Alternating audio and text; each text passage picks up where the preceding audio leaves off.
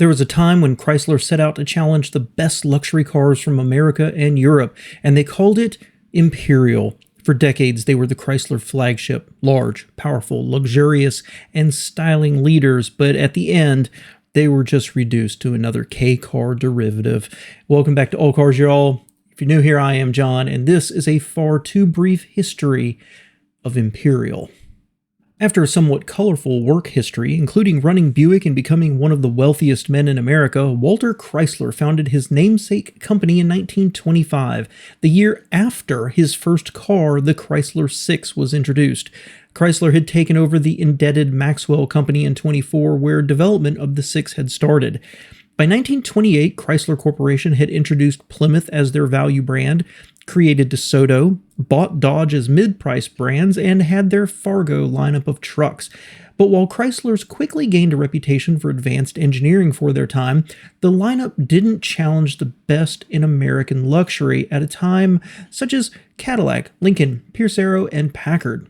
So in 1926, the Chrysler Imperial was launched as the top-of-the-line model for the company, a name that had previously been used on limousines by Buick, Cadillac, and Packard, and with a stylized Viking helmet as a hood ornament.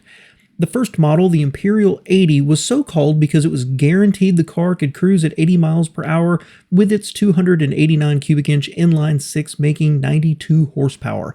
It set a transcontinental speed record its first year and was chosen as the pace car of the Indy 500.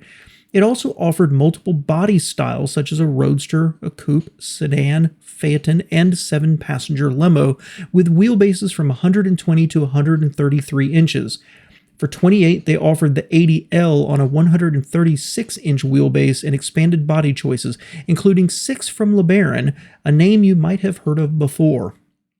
The car was only tweaked the next few years as Chrysler prepared for the next generation, the 1931 Imperial 8 with a new 384 cubic inch inline 8 making 125 horsepower. This model helped move the Imperial from being a nice Chrysler into something more special, with an appearance resembling the Cord L29. For 32, the series was split with the Imperial Custom, allowing buyers to individualize their cars by LeBaron, and the Junior make featuring most Chrysler options as standard and available in roadster, sedan, and 4-door convertible. In 33, the Junior series had a shortened wheelbase and smaller 299 cubic inch inline 8, again with multiple bodies, and the Custom having its coachwork choices simplified down to 3 sedans. In 1934, Chrysler introduced the Airflow, a revolutionary product that not only used an all-steel body but an early form of unibody construction, and was the first vehicle designed in a wind tunnel after Chrysler engineers discovered that contemporary cars were actually better aerodynamically if driven backwards.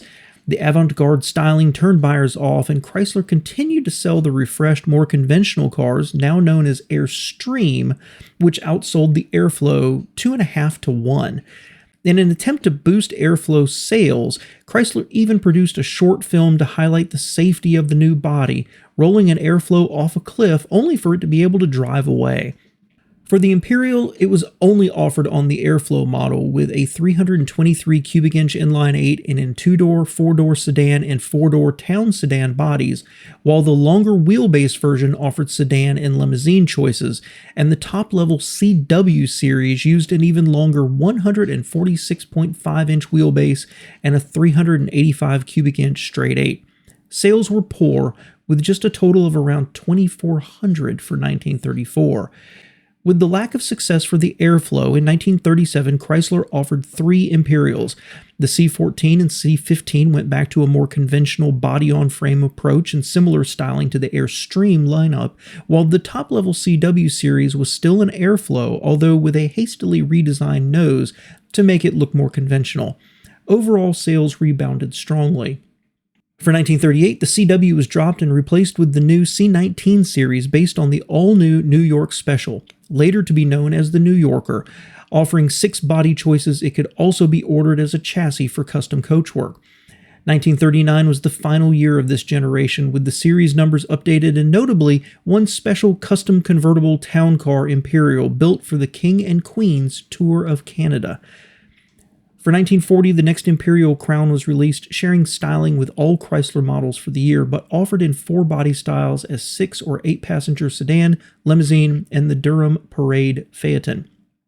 Production stopped in 1942 as the company switched to war production, and in 1946 lightly refreshed Imperials returned, once again looking like other Chryslers but on a longer 145.5-inch wheelbase, and this generation continued until 1948.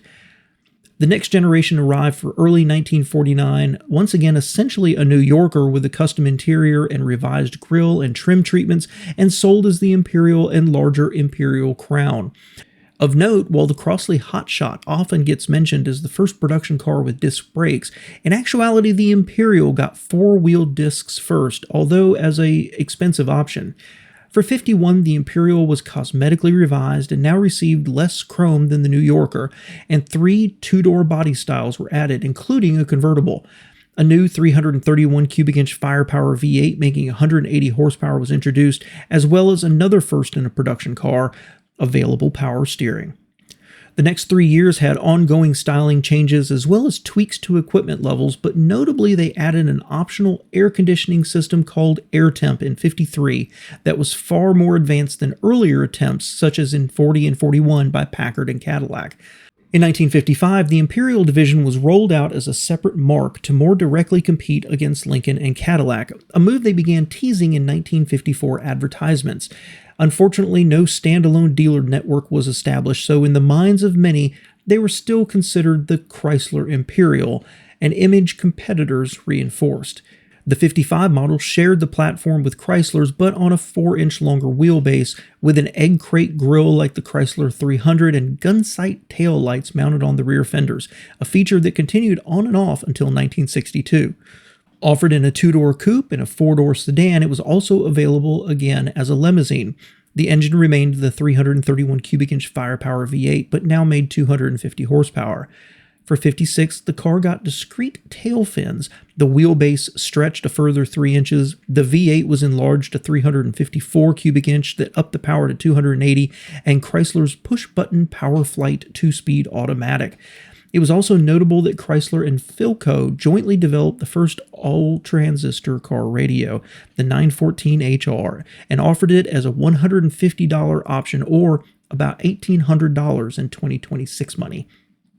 Big changes were in store for 1957, introducing new cars that lasted nearly 10 years.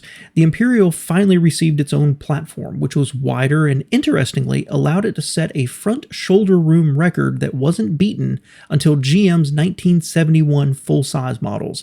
Legendary stylist Virgil Exner had developed their new forward-look styling, teasing it in 1956 with the Norseman concept car that was lost at sea, and aiming to make Chrysler cars lower, sleeker, and more aggressive.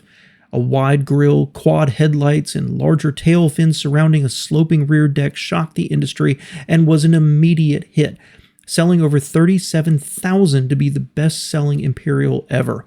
The Hemi was enlarged to 392 cubic inches as the standard engine, and the car was available in 3 trims: Imperial, Imperial Crown, and Imperial LeBaron, as well as, once again, a limo option.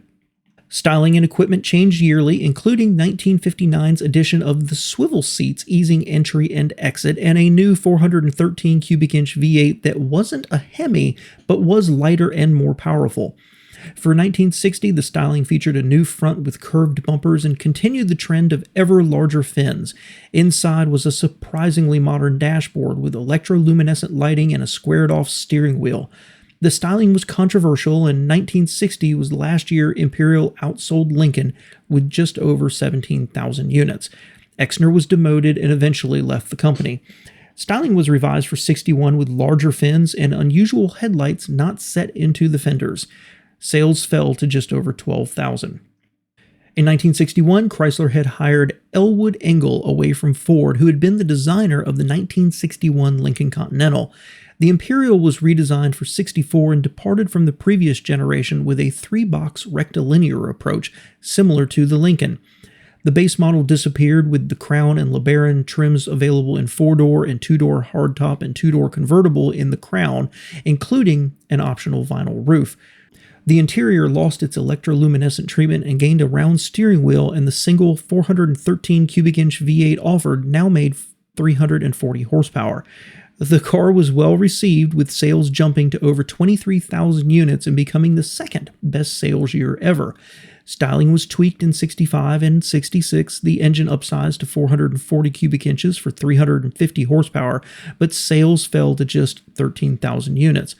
By this time, the chassis was 10 years old, and you could notice that in spite of the styling changes, the car continued to use a wraparound windshield that other makes had abandoned. Of note, the 66 Imperial was the basis for the Black Beauty, the car from the Green Hornet TV series. The next generation debuted for 67. With low sales, the Imperial couldn't justify its own platform, so it now used the C-body unibody of the other full-size Chryslers, but with distinct sheet metal. The exterior looked like an evolution of the previous design, with nearly full-width taillights and losing the spare tire bulge. A base trim once again appeared, and all models kept the 440 cubic inch V8 and 3-speed TorqueFlite automatic, although the convertibles offered a TNT package with dual exhaust. One interesting option was the mobile director, allowing the front seat passengers to turn and face rearward and with a small table. It was canceled after the 68 model year. This generation only lasted 2 years, with the first year sales over 17,000 and the convertible being canceled after 68. The 69 model started the next generation and lasted 5 years and featured what Chrysler called the Fuselage look, with curved body panels in contrast to the slab-sided look previously used. To further reduce costs, Imperials now started to use some body panels from the New Yorker, including glass and roofs. Headlights were hidden, and the new LeBaron Coupe was offered. The look was well received, and over 22,000 were sold, making this the third best-selling year for Imperial. Of note, in 1971, the Imperial became the first production car in the U.S. to offer 4-wheel anti-lock brakes. Styling was tweaked yearly as expected, including in 72 when the all-new styling helped the cars look heavier, and the U.S. Secret Service obtained 2 to be converted to presidential limos. Chrysler had planned on canceling the Imperial after 1973, but with a new styling direction, they launched the next generation for 74, saving money and making it viable by using New Yorker bodies with unique front and rear trunk lid, and marking the first time the Imperial had the same wheelbase as a Chrysler model. And with unfortunate timing, as this was just after the 1973 oil crisis. While still using the same engine and transmission, and in spite of economic headwinds, it sold modestly well with over 14,000 units, but it wasn't enough, as buyers couldn't justify the premium price for a Chrysler, and the company couldn't justify supporting it as a separate brand. The company began winding down Imperial, and the last one produced was a 75 black LeBaron hardtop.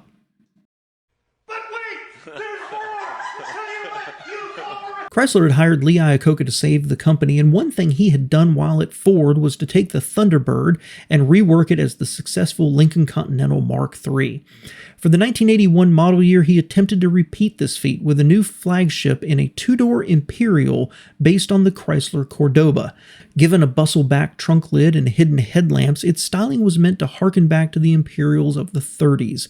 Power came from the corporate 318 cubic inch V8 with a troublesome electronic fuel injection system, making 140 horsepower, sent through a 3-speed automatic.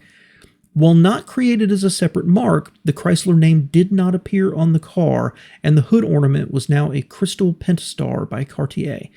Loaded with equipment and the first fully electronic digital dash in production in an American auto, it had 11 exterior colors and 6 cloth and 7 leather interior options. Additional options were a Mark Cross leather interior that came with a gift set, including crystal key, leather binder, and umbrella, as well as a Frank Sinatra edition with special badging and 16 cassette tapes of Sinatra's songs.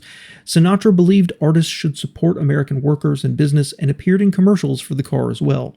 Sales were poor, with the model ending after 1983 selling less than 1/2 of the 25,000 originally intended. In 1990, with the Continental now a front-wheel drive V6 sedan, Chrysler once again brought back the Imperial as their flagship, this time with Chrysler badging. Based on the Y platform underpinning the New Yorker and itself a K-car derivative, the Imperial got fresh styling with an angled nose and hidden headlamps, and rear taillights similar to the Chrysler TC of the time. Initially, the engine option was a 3.3-liter V6 making 147 horsepower sent through a 4-speed auto, but in 91 it was changed to a 3.8-liter making 150 horsepower but substantially more torque. Again loaded with standard equipment including a Landau vinyl roof, the interior came with Kimberly velvet, velour, or an optional Mark cross leather. Several Infinity sound systems were available, and dealers could even install a Chrysler cell phone. Sales were acceptable, with just over 41,000 units moved until its final year of 1993. The Imperial and other Chrysler cars were canceled as the new LH platform was released. The New Yorker name continued on a new LH sedan, but the Imperial name was dropped and replaced with the LHS as the flagship model. The Imperial story seems to be the struggle of Chrysler Corporation to fully commit to a flagship lineup. They never established a separate sales and support network. They left themselves open to criticism from competitors that it was just a Chrysler at the time when Lincoln or Cadillac were both just Fords or GM.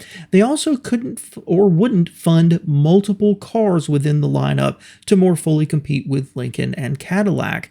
They set up a flagship model with its own separate but equal brand, and then just back to another model in their lineup. The Imperial story feels so much like both Chrysler overreached when they couldn't afford it, but were also too indecisive to fully commit to it. With sometimes painfully beautiful styling, technological innovations, and luxurious and fabulous interiors, Imperial had its moments and was greatly appreciated as among the best of American luxury. And once again, we see a brand which just feels like an awful lot of missed opportunities. Thank you so much for being here, and a special thanks to my patrons who make videos like this possible. Please don't forget, check out my second channel, All Cars Reacts, where I do reaction videos, news opinions, and generally vlog about the automotive industry. And if you liked this video, be sure to check out this one right here. I bet you'll love it as well. Thank you for spending just a few minutes with me here today.